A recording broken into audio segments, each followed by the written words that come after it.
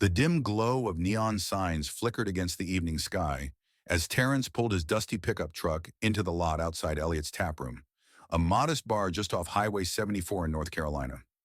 It wasn't anything upscale, just a familiar spot for locals, weary travelers and truckers looking for a cold drink in a quiet corner.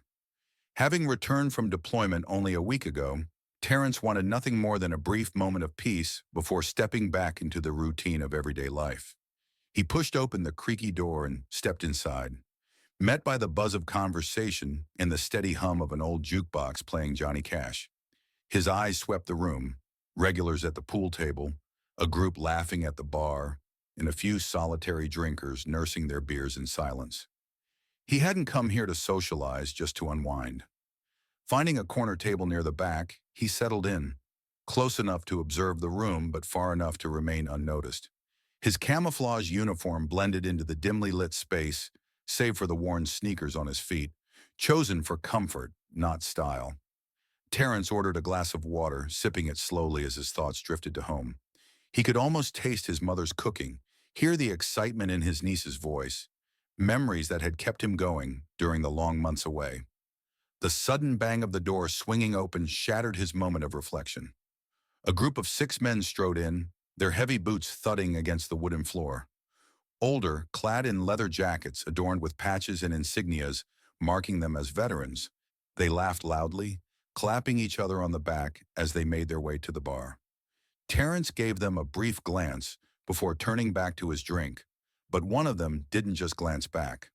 The leader, a burly man with a salt and pepper beard and piercing eyes, stopped mid-laugh when he noticed Terrence.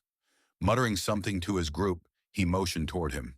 Their laughter faded, replaced by a quiet tension that seeped into the room. Terrence felt their eyes on him but didn't acknowledge it. He recognized that kind of look, the kind that measured you, judged you without knowing your story. Keeping his posture relaxed, he focused on the jukebox, ignoring the growing unease that settled in the air. At the bar, the men leaned in, their voices hushed but intent. The leader murmured something, and one of them chuckled, casting a glance in Terrence's direction. He remained composed, his outward calm masking the sharp awareness ingrained from years of service. The night, which was meant to be a quiet escape, was about to take an unexpected turn. The jukebox's tune was drowned out by the deliberate thud of boots approaching his table. The burly leader led the way, his sharp gaze locked onto Terrence like a predator sizing up its prey. Terrence sensed the shift before they even reached him. The air grew heavy, the casual hum of conversation dimmed. The bartender hesitated mid-pour, and a few regulars cast wary glances at the approaching group. Setting his glass down, Terrence leaned back slightly, exuding an air of calm, even as his muscles coiled with readiness. "Hey!" the leader called out, stopping just a few feet away. His voice was rough, gravelly, laced with something sharp. "Nice uniform. Where'd you get it? A Halloween store?" Laughter rippled through the group, thick with mockery. Terrence met the man's gaze, his expression steady. He'd heard worse, much worse. "It's mine," he replied evenly. "I earned it." The leader raised an eyebrow, feigning surprise. "Earned it, huh? That's funny. 'Cause I've known plenty of real soldiers, and none of them wear sneakers with their fatigues. You looking for sympathy? Maybe a free drink?" Terrence's jaw tightened just slightly, but his voice remained measured. "I don't need sympathy or free drinks," he said simply.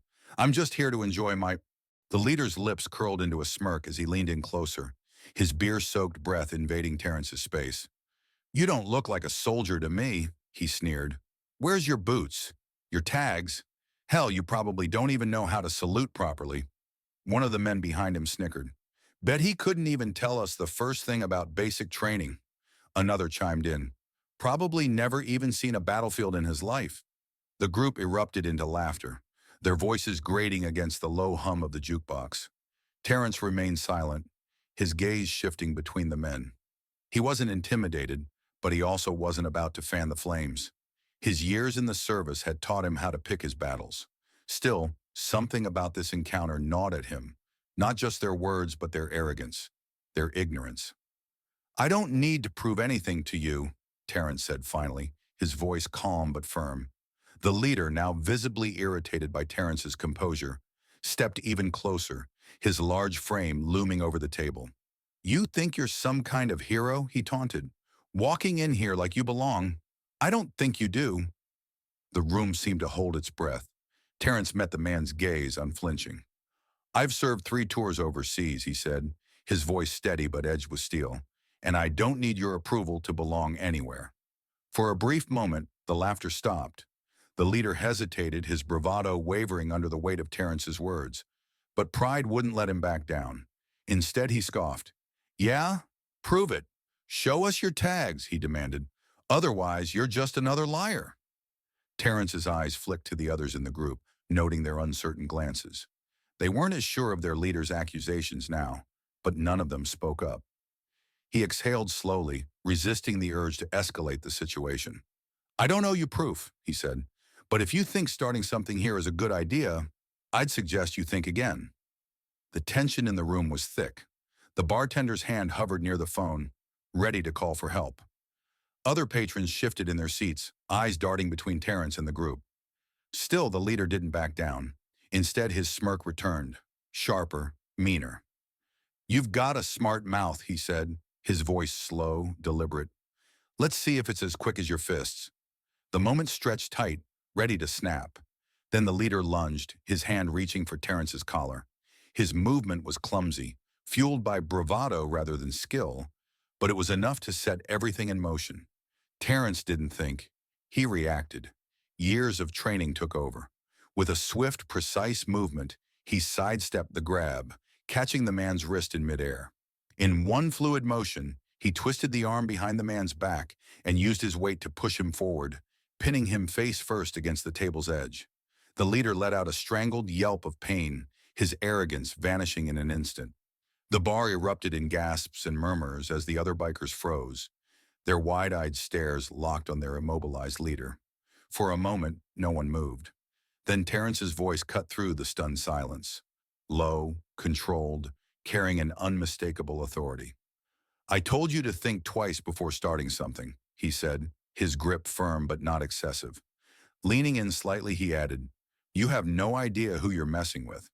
The leader struggled, but it was useless. Terrence's efficient hold left no room for escape.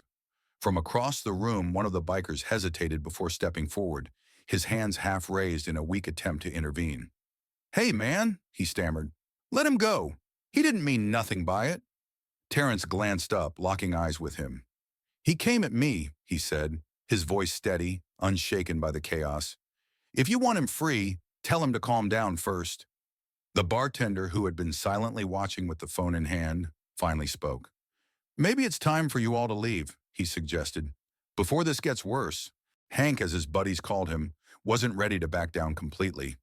Even with his arm twisted and his face pressed against the table, he snarled through gritted teeth. "Call the cops. This guy just assaulted me," he spat. "He's wearing a fake uniform, and I want him arrested." Terrence released him with a controlled shove, and Hank stumbled forward, clutching his arm. He turned to glare at the soldier, his eyes burning with fury. "You'll pay for this," he growled, his voice dripping with malice. The rest of the bikers quickly rallied behind their leader, emboldened by the perceived insult. One of them pulled out a phone, dialing 911 with unsteady hands. "Yeah, we've got a guy here impersonating a soldier," he said loudly, ensuring the entire bar heard. "And he just attacked my friend." Terrence remained still, his face calm, but his mind was already working through the possibilities. He knew how this looked. He knew how fast things like this could spiral out of control. But he also knew the truth. He hadn't done anything wrong. His years of service, his sacrifices, everything he stood for, would hold up against their baseless accusations. He just had to stay composed. The bar buzzed with murmurs. Patrons whispered amongst themselves, throwing wary glances at Terrence. Some looked uncertain, while others seemed quietly impressed by how effortlessly he had handled the situation. But no one stepped forward. Then the wailing sound of sirens sliced through the tense atmosphere. Red and blue lights flashed against the bar's windows, casting eerie shadows across the room. The police had arrived. The door swung open and 2 officers stepped inside.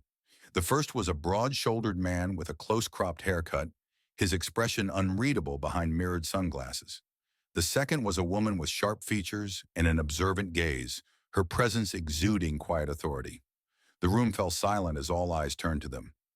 "We got a call about an altercation," the male officer announced, his voice steady but firm. "Can someone explain what's going on here?" Hank, still clutching his wrist and red-faced from the encounter, was the first to speak. He jabbed a finger toward Terrence. "That guy assaulted me, and he's pretending to be a soldier. Look at him. He doesn't even have proper boots on." The officer's gaze shifted to Terrence, who stood calmly by his table, his posture relaxed but alert. "Is that true?" the officer asked, his tone neutral. Terrence met his eyes and shook his head slowly. "No, sir," he said evenly. "This man and his friends confronted me because they didn't believe I'm a real soldier. When he tried to grab me, I defended myself." The female officer stepped forward, her sharp gaze scanning the room. "Did anyone witness what happened?" she asked, her voice firm yet measured. The bartender spoke first, breaking the tense silence. "I saw it. Hank went after him first. The soldier just defended himself. It wasn't an assault." A murmur of agreement spread through the bar. A patron near the jukebox added, "Yeah, he didn't start anything. Hank's been on edge since he walked in." The male officer turned back to Terrence. "Do you have any proof of your service, sir?" Terrence nodded and moved carefully, gesturing toward the duffel bag beside his table. "In that bag, I have my service uniform with my name and rank. I also have my ID and my wallet. You're welcome to check." The officer retrieved the bag and carefully unzipped it, pulling out a neatly folded uniform adorned with badges and insignias. He inspected it briefly before exchanging a glance with his partner, who gave a subtle nod of confirmation. The officer turned back to Terrence. "You're clear," he said, his voice now carrying a note of respect. "We appreciate your cooperation." Hank, still nursing his bruised pride, growled in frustration. "You're just going to take his word for it? He could have faked all that." The female officer shot him a sharp look. "Enough. From what I've heard, you instigated this. And you're lucky he's not pressing charges against you for assault." The words landed like a slap. Hank's bravado faltered, his anger suddenly losing its momentum. Behind him, the other bikers shifted uncomfortably. Avoiding eye contact with anyone in the room, the male officer continued, his voice firm but measured. "Here's how this is going to go. We're filing a report about this incident. If you want to pursue your claims, you're welcome to do so. But you should know that false accusations are a serious matter." Hank opened his mouth as if to argue, but then closed it again. He wasn't stupid enough to push his luck further. The officer took a final glance around the bar as the tension in the room began to ease. The female officer turned to Terrence, her expression calmer now. "Thank you for keeping your cool. We'll make sure this is documented correctly." Terrence gave her a small nod, his composure unwavering. "Thank you, officer." The bikers, their earlier bravado now replaced by awkward silence, began to shuffle out. Hank lingered a moment longer, his jaw tight with frustration. He shot one last glare at Terrence before storming out, the heavy bar door slamming behind him. The officers followed soon after, leaving the bar to gradually return to its usual low hum of conversation. Patrons whispered in hushed voices, stealing glances at Terrence. Not with wariness this time, but with quiet respect. Terrence sat back down, his drink still untouched. The weight of the encounter hung in the air, but at least it hadn't escalated further. A few days later, the late afternoon sun cast long shadows as Terrence worked on his old pickup truck in the driveway of his small home on the outskirts of Fayetteville, North Carolina. He tightened a bolt under the hood, his hands moving with practiced ease, but his mind lingered on the incident at the bar. Not because of the confrontation itself. He had faced worse in combat, but because of what it represented. It wasn't the first time someone had judged him unfairly, and he doubted it would be the last. The crunch of tires on gravel pulled him from his thoughts. He straightened up, wiping his hands on a rag, and turned to see a motorcycle rolling up the driveway. The rider cut the engine and dismounted. It took a second for Terrence to recognize him. Bill, one of Hank's crew, a wiry guy with thinning hair and a leather jacket that looked 2 sizes too big. Bill hesitated before stepping forward, his posture cautious, almost apologetic. Like he was approaching a stray dog he didn't want to spook. "You're Terrence, right?" Bill's voice was quiet. Terrence nodded but didn't speak, waiting to see where this was going. Bill cleared his throat and stuffed his hands into his jacket pockets. I wanted to come by and say I'm sorry for what happened at the bar. Terrence raised an eyebrow, surprised but not entirely convinced. You were part of it, he said evenly. Bill nodded, his face flushing with guilt. I know. I didn't stop it, and I should have. He let out a heavy sigh. Hank's got a way of riling people up, and I went along with it. But that doesn't make it right. He shifted his weight uncomfortably, glancing down at the ground. I've been thinking about it ever since, and I just wanted to tell you that. Terrence studied him, searching for any sign of insincerity. Bill was clearly uncomfortable, but there was something genuine in his voice. Why now? Terrence asked, his tone measured. Bill shrugged, still not meeting his eyes. Because it's the right thing to do, and because, he exhaled sharply, because seeing the way you handled yourself made me realize how wrong we were. You didn't deserve any of that. For a long moment, Terrence said nothing. Then he let out a slow breath and leaned against the truck, crossing his arms. What do you want from me, Bill? Bill looked up, his expression earnest. Forgiveness. Maybe. But more than that, I want to be better. He swallowed hard. I've seen a lot of hate in my life. I don't want to add to it anymore. What we did was wrong, and I need to own up to it. Terrence's expression softened, just slightly. He had heard apologies before, some genuine, some hollow. This one felt different. Not because of the words, but because of the effort it took for Bill to show up at all. I appreciate you coming here, Terrence said finally. It doesn't erase what happened, but it's a start. Bill nodded, relief washing over his face. Thanks, man. I mean it. He turned and mounted his bike, starting the engine. As he pulled away, Terrence watched him go, feeling a strange mix of emotions. The incident at the bar had been ugly, but maybe something good had come from it after all. Bill's apology lingered in Terrence's mind long after the sound of his motorcycle had faded down the road. The incident at the bar had been an ugly reminder of the prejudice he still faced, a truth he had long accepted but never grown numb to. Yet Bill's visit, that unexpected gesture, was a glimmer of hope, a small but meaningful step toward understanding. Terrence turned back to his truck, wiping his hands on a rag as he reflected on the past few days. He knew the fight against ignorance wasn't over. It likely never would be, but he also knew he wasn't alone in it. The choices he made, the way he carried himself, those things mattered. They could shift perspectives, even if only one person at a time.